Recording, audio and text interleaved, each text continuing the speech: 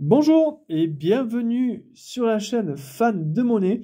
Aujourd'hui, on se retrouve de l'autre côté du monde, sur un autre continent, l'Amérique. Et dans l'Amérique, les États-Unis d'Amérique. Pour vous présenter une pièce de 1 $. Voilà à quoi ressemble une pièce de 1 $, pour ceux qui n'en ont jamais vu. Alors, cette pièce, je ne l'ai pas achetée, je l'ai eue de mes propres manières, on peut dire ça, quand j'étais parti aux États-Unis faire un voyage. Voilà, c'est dans les années 2013-2015, j'aurais tendance à te dire. Et en fait, j'ai gardé quelques pièces de monnaie que je te présentais, et notamment cette pièce de 1 $ que j'ai trouvé pour le coup superbe. Donc je l'ai gardée, mais à cette époque-là, je ne m'intéressais pas forcément aux pièces. Et donc, j'ai gardé ça, et je l'ai découvert récemment que il y avait une petite liste de pièces commémoratives. Alors ils appellent ça, les Américains ont appelé ces pièces commémoratives le programme des présidents. Voilà, qui honore les présidents des États-Unis. Voilà. Alors, je vous passe le mot en anglais parce que mon anglais est totalement pourri. Ce programme a commencé en 2007. Voilà. Alors, je ne le sais pas de tête, hein. Je regarde sur Internet quand même. Voilà. Je ne sais pas tout. Je ne suis pas le dieu des pièces vivantes. Mais voilà. Donc, la série a commencé en 2007, en commençant par le premier et l'unique George Washington, et a fini en 2011 par James Garfield. Voilà.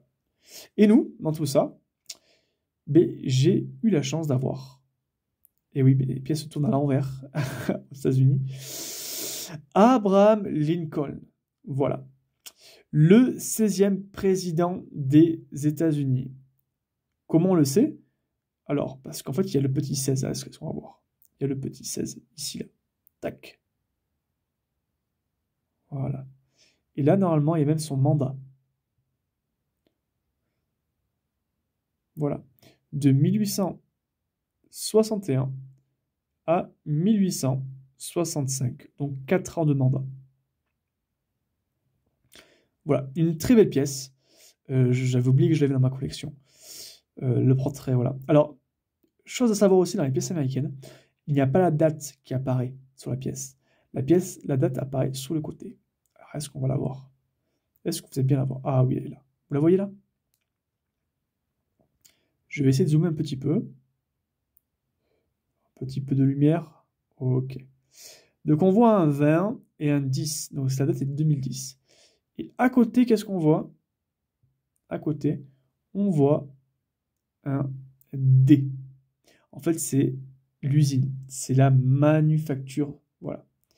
Le D, alors si je ne me trompe pas, et je ne veux pas me tromper, donc je regarde quand même sur Internet, je crois que le S, c'est pour San Francisco. Il y a un autre, le P, c'est pour Philadelphie, et le D, je suis bête, oui, le D forcément, c'est Denver. C'est la manufacture de Denver. Voilà. Ces pièces-là sont, dans la vie de tous les jours maintenant, sont apparemment difficiles à trouver. Je dis bien apparemment parce que je ne vis pas aux États-Unis, hein. Je vis bien en France. Mais apparemment, ça a été très très impopulaire à l'époque, ces pièces de monnaie. Donc ils l'ont totalement arrêté. Ce qui en fait un petit peu des pièces de collection. Voilà. Cette pièce-là, avec la manufacture de Denver, a été tirée à 48 millions d'exemplaires. 48 millions d'exemplaires, c'est pas beaucoup, sachant qu'à l'époque, il y avait 308 millions d'Américains. Voilà, ça fait très très peu quand même. C'est une pièce commémorative à avoir, je pense. Et j'ai la chance d'en avoir une. Alors, son prix, je l'ai évoqué au début. C'est compliqué parce que j'en ai trouvé en vente à 3 €, donc en total à peu près à 6 €. Mais dans les ventes réussies, j'en ai vu, alors la pièce en elle-même, elle doit valoir 1 €, 1,50 €, mais les frais de port sont de 11 €, 11,50 €. Donc voilà, c'est une pièce qui, Je ne veux pas vous dire de bêtises, il faut regarder. Je vous dire vers les 5-6 euros en moyenne, je dirais. Mais encore, je vous dis peut-être des bêtises. Voilà, c'était le premier épisode. En tout cas, j'espère que ça te plaira. Je te dis à très vite. Ciao, ciao.